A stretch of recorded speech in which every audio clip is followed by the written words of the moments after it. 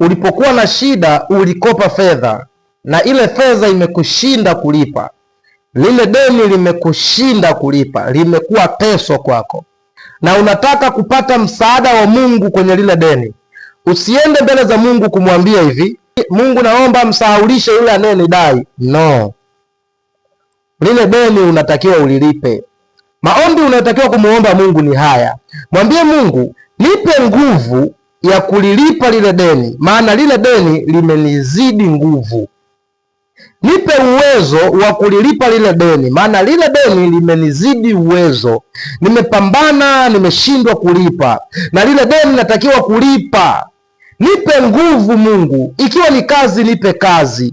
Ikiwa kuna mtu unaweza ukaniletea akanipa msaada, akanipa fedha nikaenda kulipa, nisaidie Mungu, nipe msaada niweze kulipa lile deni. Lakini usimuombe Mungu nisahaulishe lile deni. Haya makampuni yanayokopesha fedha, hawa watu wanaokopesha fedha, hizi taasisi zinazokopesha fedha, kuna watu zinawasaidia sana. Wakati mwingine zimekuwa msaada mkubwa kwa watu.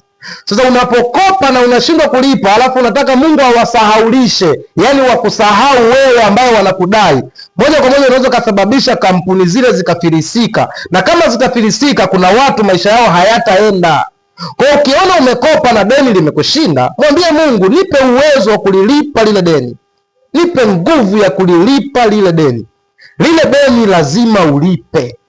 Usizunguke kwa manabii, usizunguke kwa wachungaji, usizunguke kwa matapeli eti wakufutie deni. Kienda kwa mchungaji, nabii, mtume kutaka msaada, kutaka maombi juu ya hilo deni, mwambie niombee kwa Mungu niwe na uwezo, nipate nguvu ya kulilipa lile deni.